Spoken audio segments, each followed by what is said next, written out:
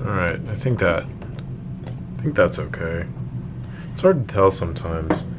I'll like get it set up to where I think it's good, and then I go back on the edit, I'm like, that looks whack. So hopefully this is fine.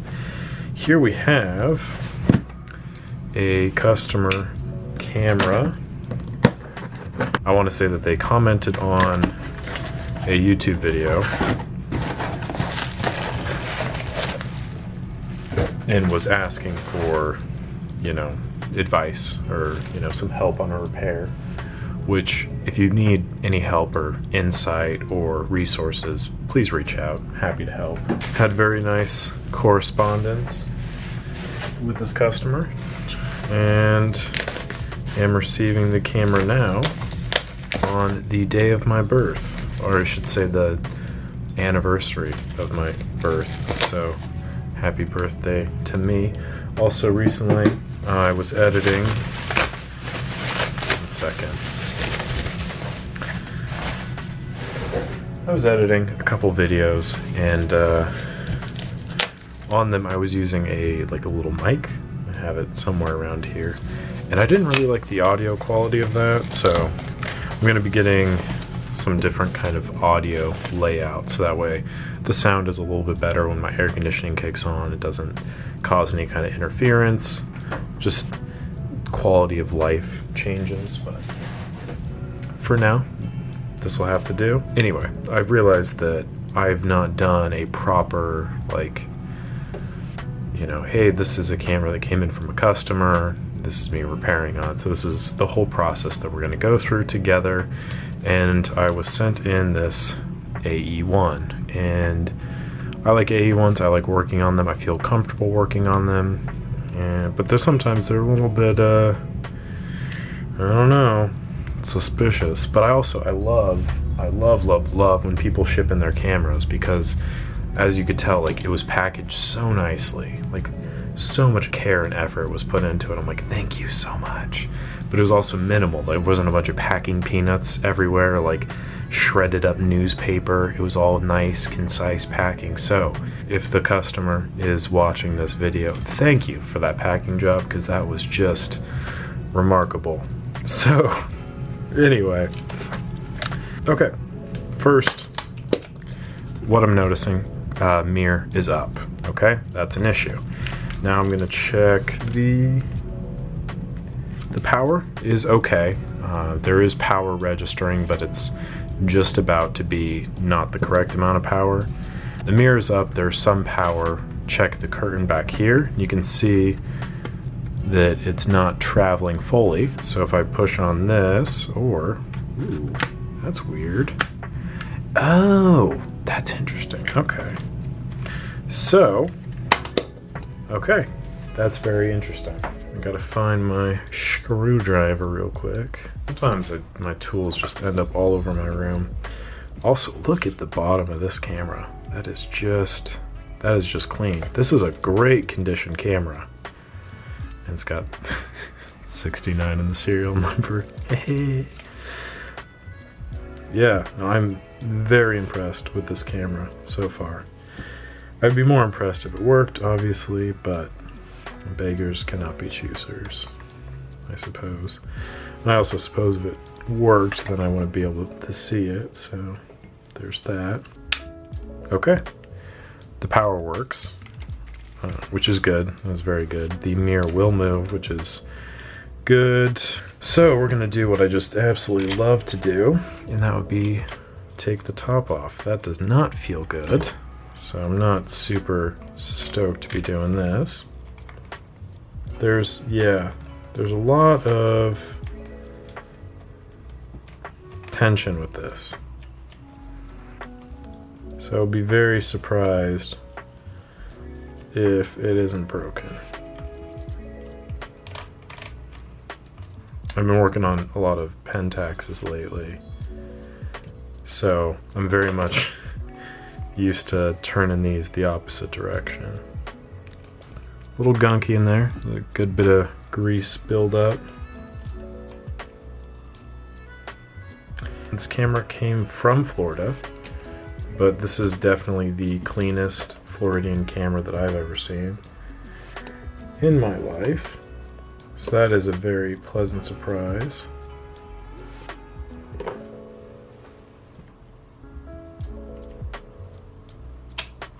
Okay. Okay, great. It didn't break. The last one I took apart, it broke.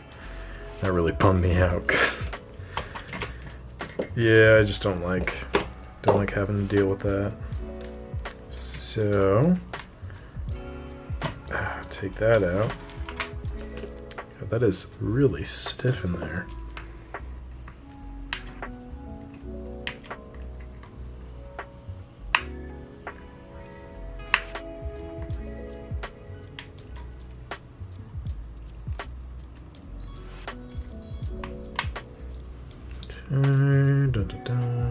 I've been editing stuff pretty much all day today and just deleting so much because I'll talk when I'm doing these repairs and it's usually about nothing.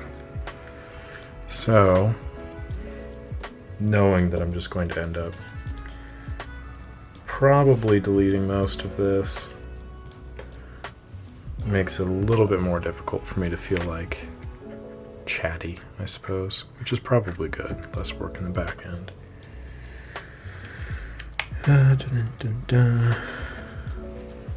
But also, yesterday I was removing the A1 top, and it is just a night and day difference between an A1 and an AE-1, because the AE-1 is just a few screws, really, and the A1 is like, there's just so much you have to take apart to get the top off of an A1. Just a lot more components to it, which is nice, but also, Lord have mercy, takes forever. Okay. Delicate. Look at that. There it is. One of my old coworkers I talked to, he works on AE-1s a lot more than I do. And that was like kind of his specialty, was the AE-1. Get some tea really quickly. I got this from the like 99-cent only store. It's like some ginger tea. It's actually pretty good. Anyway, there's these plastic grommets that sit on the bottom of this cover for the shutter speed selector dial, and occasionally they'll break off and fall into the camera and cause issues with, you know, things getting stuck, not moving properly, primarily the advanced system, because it sits right over top of the advanced system. And you might not be able to tell, but there's one missing right there.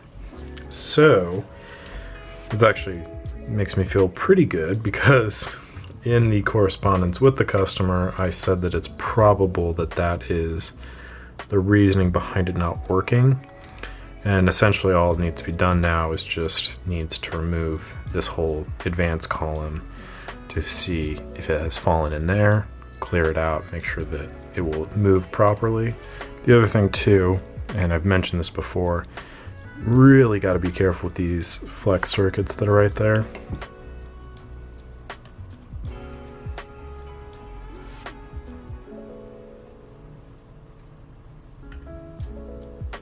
Oh yeah, just as I suspected. Oh yeah, look at that. I don't know if it'll focus. There it is, just like that. Let's put it back in. No, I'm gonna toss that. Okay, so I'm gonna try and digitally zoom in on that. I suppose I could probably just manually zoom in. Okay, bear with me. We're going off the reservation here. Okay, so right in there, this deal right there needs to be sitting there. And it wasn't because the other little thing had fallen in and was blocking that. I'm assuming that's what it was. So we're going to manually try to reset it and see if that works. If it does, that'll be great, because that'll mean after about 15-16 minutes of opening up the camera and looking at it, I was able to fix it, which is a pretty good turnaround rate. Okay.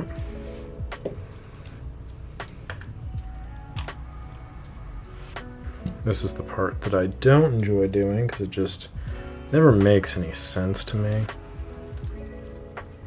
But you gotta turn it a few times so there's tension. I took a literal 2-minute break just so I could let my camera chill for a minute. I feel like I've really been overworking it as of late. So I totally forgot about the other piece. Love when that happens. Here's the other piece that I forgot about. Let's see. How did that sit on there? God damn it. It's okay, I didn't trust it anyways. It shouldn't have been that easy. It's just not allowed to have nice things. The camera, too nice. Tungsten wire reset, too easy. I'm telling you, it is not allowed. The camera gods will not have it.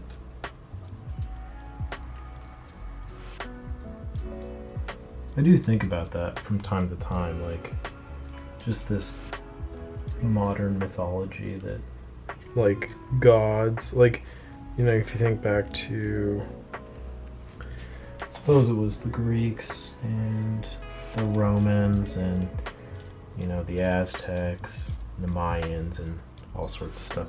They all had these, in the Norse and what is it, the Celts, and all sorts of like older civilizations. They had all these like spirits or deities and all sorts of fun stuff, funky stuff. Imagine that like nowadays. It'd be like the gods of Twitter, the gods of film cameras. So anyway, that's where my mind goes. Let's see if this puppy still has power. Damn straight.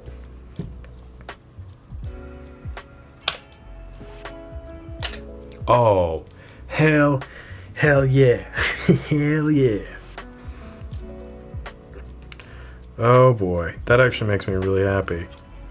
It literally took like 24 minutes from getting this camera to repairing it, from completely dead to actually working.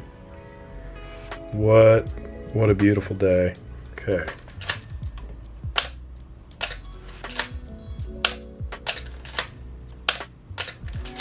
Alright, so shutter sounds pretty good. We're just going to check for it has an aperture squeal. It just means that there's a lot of friction and some gunk or buildup or something in the mechanism on the side here. So that just needs to be cleaned out.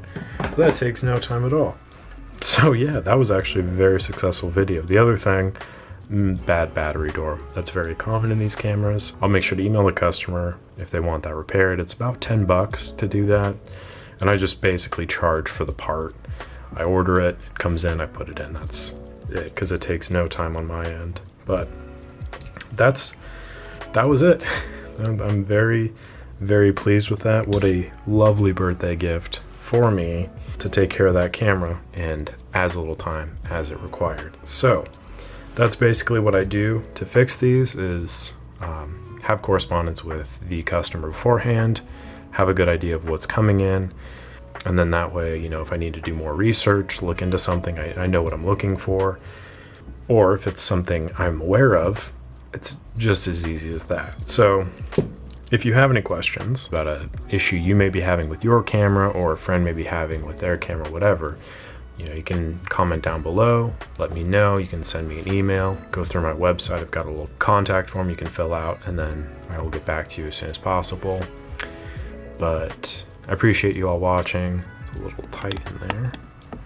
I think it's a little affected from the little field trip we took, but that's literally it. easy as pie. Easy as pie getting this bad boy done. So I'm gonna put it back together, record a separate video for that. But I hope you enjoyed, and yeah, catch you on the next one.